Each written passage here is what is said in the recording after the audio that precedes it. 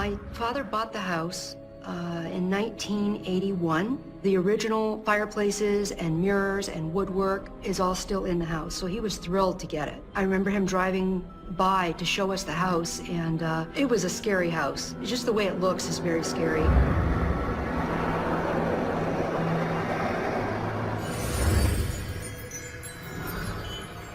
Light and darkness. Its symbolism is ancient, archetypal, and cross-cultural. Our experts say darkness can mean despair, danger, and death. Light is its antidote. It's an image of salvation, safe and warm. Hello, I'm Lawrence Chow. Today in Ghostly Encounters, we meet Sophie Farrell, who says she grew up with two ghosts. One was darkness, and the other light. Sophie says she was frightened just looking at her new home, but she never imagined just how strange and scary it would get.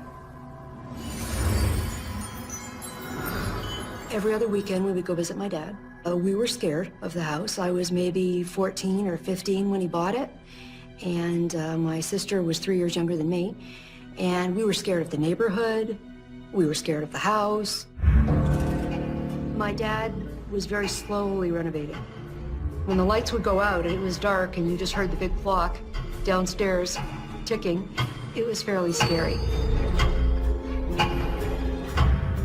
Pretty soon after he moved in, we started to experience just strange kinds of feelings at night after we'd go to sleep. First time I spent the night there, I was scared to death. We'd be lying in bed and feel someone stroking our hair, just gently, you know? But you could feel somebody over and over.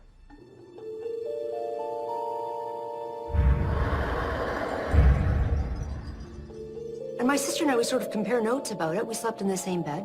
And I would say, did somebody touch your hair? And she was like, it felt like somebody was touching my hair. Were you touching my hair? And, you know, so for a while it was sort of suspicious. And then sometimes we'd feel somebody sit down on the bed. You could feel sort of the pressure of somebody's weight move the bed. You'd feel sort of just this motion of the mattress, like someone was sitting there beside you. We would feel the blankets get pulled up on us. You know, like a mother would pull the blankets up on a sleeping child, and we would feel these blankets get pulled up on us. So it started off like that. It was very kind of innocent. It was almost like this feeling that we had in the house right from the beginning was not a bad feeling. You sort of knew that there was something there, but it wasn't a scary feeling. Elijah Taylor was a local attorney, and he moved into the house, I believe, in 1875. Was well known for being sort of this wonderful person. He was very, very tall and had a long white beard, and he would walk up and down the street where the house is located, and all the kids would run out and walk with him when they saw him coming down the street. One night we were lying in bed. I was looking over by the window, and there was light coming in from outside, and it was just kind of a bluish light, nighttime light from the moon, and there were shears on the windows, and there was a chair that was sort of up against the window, and then a bookcase, so there was almost a triangle. I thought I saw something sort of standing there in that light, with the lights coming through and hitting different pieces of furniture, and I couldn't really sort of tell, and so I was really, really staring at it. The more I stared, the more I could make out this form.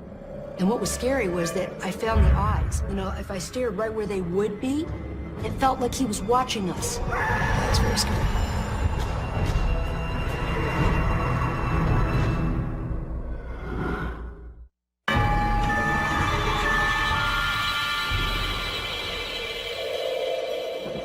One night, I was lying in bed, and I could see something in the shears. There were shears on this huge window, and I thought I could see like a form there. And what was scary was that I found the eyes. If I stared right where they would be, then I could finally see them. And the more I stared at them, the clearer they became, and the more I could see the figure of this person.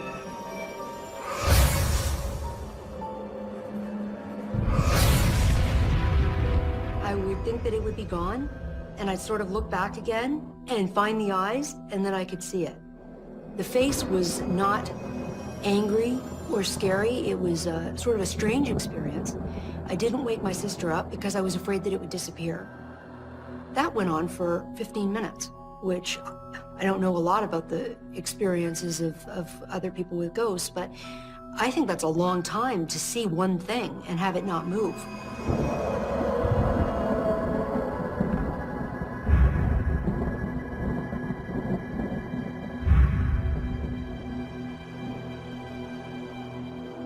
The next day, we were sitting together and I said, guess who I saw last night? And really, I was almost kind of joking. I started off just, we would sort of jab each other with these little, I said, guess who I saw last night? And she turned around and looked at me and her eyes all filled up with tears and she said, Elijah Taylor? And I said, yeah. And I said, where did you see him? Where did you? And she said, he was behind the chair. He was right by the window. And I said, oh. And then we both were crying because once we realized that it was a shared experience.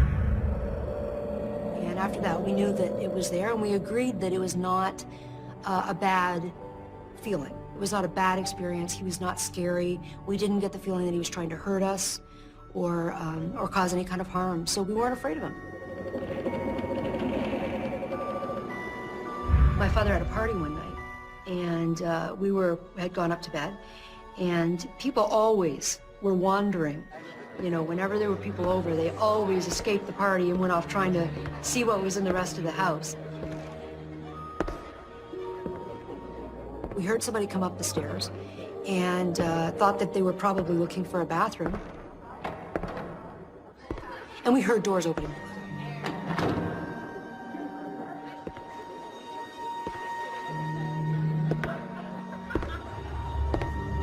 And they came to our door, and he tried to open the door.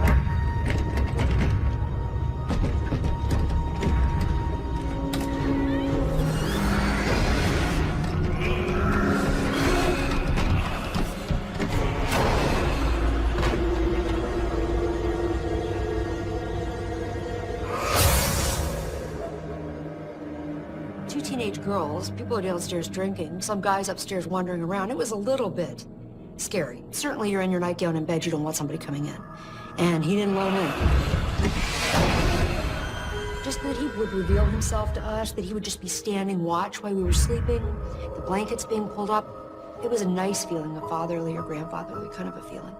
So we weren't scared of him at all. You sort of got the sense that he was very happy about the house being fixed up. I know he had to have loved the house, the work that went into it.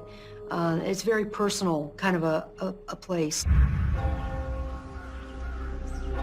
When my dad was trying to get the house, he went and found the Taylor family grave and told me this not that long ago, that he went and sat on the grave and said, Mr. Taylor, Elijah, you have to help me. You have to help me get this house back because I want to bring it back.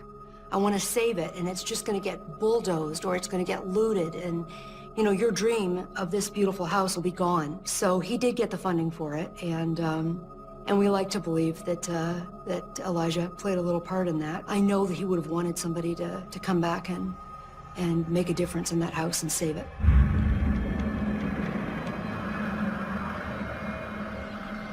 My dad was very slowly renovating, and there was a coal chute that came in from the outside where they had dumped coal. And my father knew when he bought the house, this particular part of its history, he knew about right from the beginning. And that was that someone had been murdered in the house. What I know about it, it was a woman and her boyfriend, and she and her husband lived in the house. And I think he had gone to war, and she took up with somebody else. And when he came back, they killed him.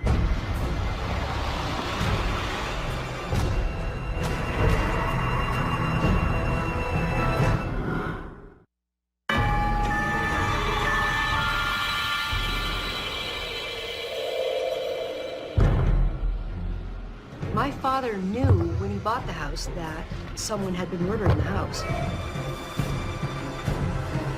What I know about it, it was a woman and her boyfriend, and she and her husband lived in the house. He had gone to war, and she took up with somebody else. And when he came back, they killed him and put him in this meat locker. Just a big metal room in the basement. He was dead and then hidden in there. I think she thought that she could just put the key in the lock, turn the lock, hide the key, and say he was killed at once. she hung the body up in there. She didn't get away with it, and when the police came, they couldn't find the key to open it, so they took the door right off and took him out. I think she just thought she could get away with it, just keep that shut, and nobody would ever ask.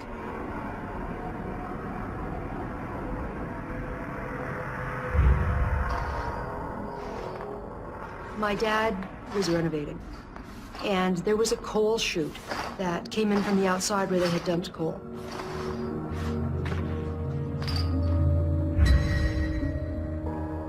My dad found the key to the meat locker. He tells a great story about it because he said, I found it and thought, what an interesting key. And no one had touched it forever. And he said he went to bed that night and literally sat up in the middle of the night and said, I know what that key opens. And he ran downstairs in the middle of the night and stuck the key in the door, big, huge metal door, and turned it. And it opened. After he found that key, we started to experience something completely different downstairs, mainly in the basement, which is where the laundry was. We didn't spend a whole lot of time down there, but you had to go down there to wash your clothes. It's a huge, old, creepy-looking basement. And of course, the meat locker's down there, and you're going down to try and wash clothes.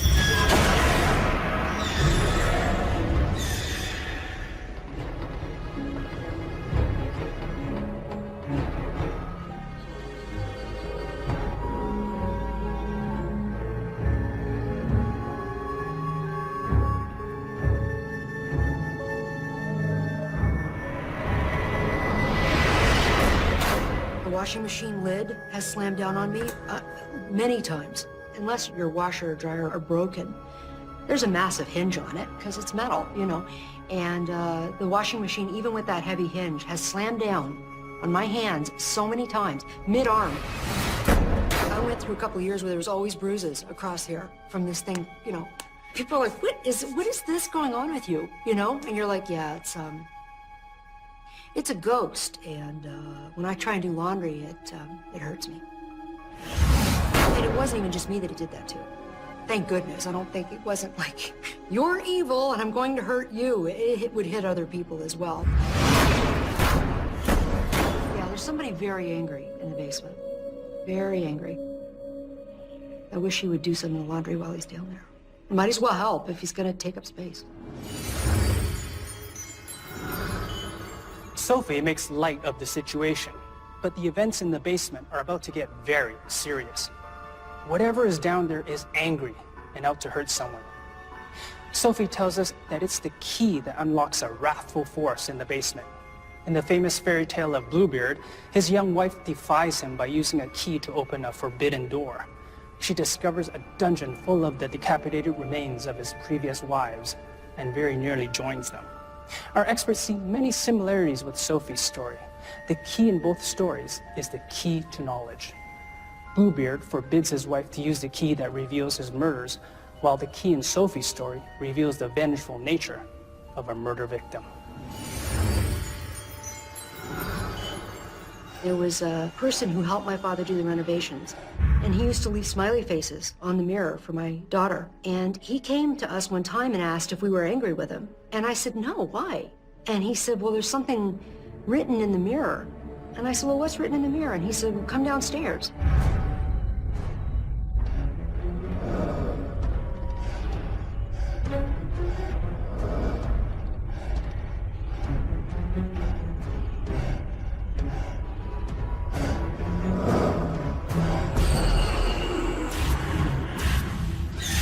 Obviously, it was a heavy message of some sort. It wasn't completely clear. It wasn't exact. The grammar wasn't perfect. He'd be dead, but the message was there. It indicated that it was this person who had been murdered and put into this locker. Naturally, we assumed when things started to happen down in the basement that it was this other person who had been killed in there. As scary as that basement is, there was no bad experiences down there for the longest time. And then after Dad found that key, these things started to happen.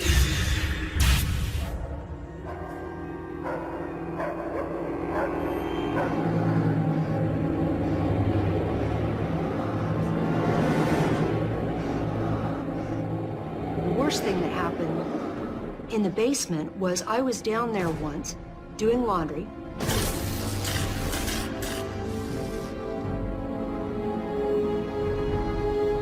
The lights went out. As soon as they went out, I was holding this basket and it felt like somebody came behind me and put their arms like this around me so that I couldn't move.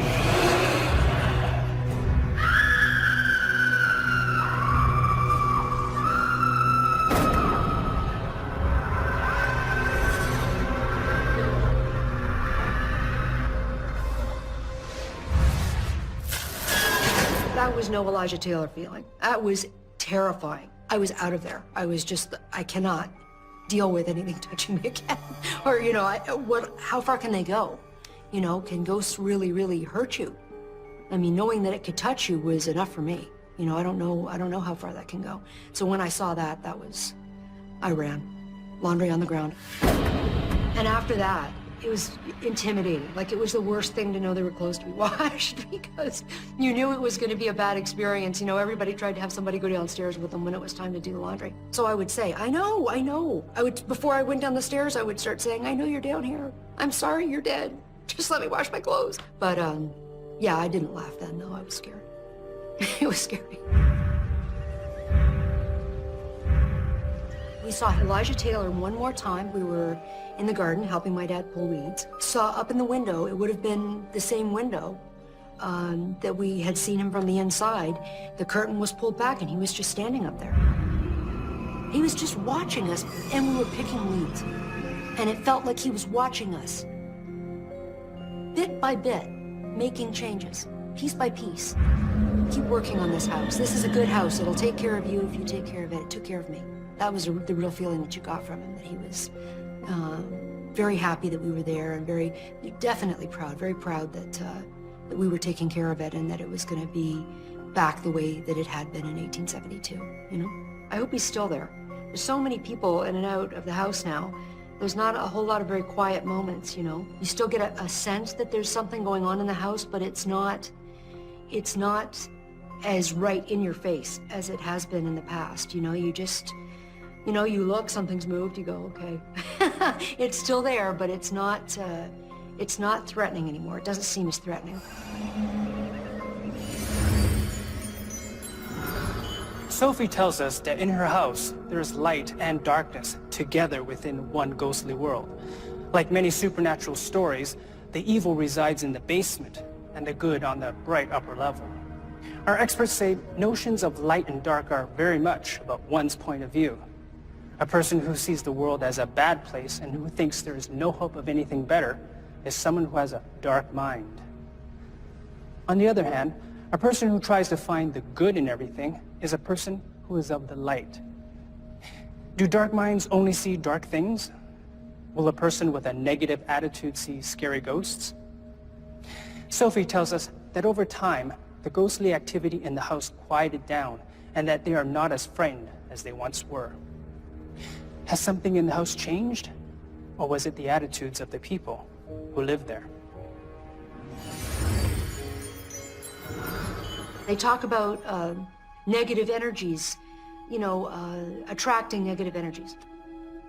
And you have to wonder what all's connected, you know, that if the neighborhood coming back and the house, the more it was renovated, the less there seemed to be that sort of a feeling about it, whether as things have improved, there's less need for that sort of anger. You know, and I know that there's a lot of people that believe that. It's really about the energy. And not only that, but my dad's a lot happier too.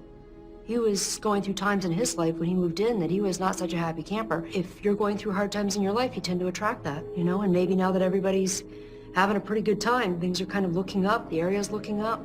My dad's traveling the world, having a good time with his life, and we don't have such a bad feeling there.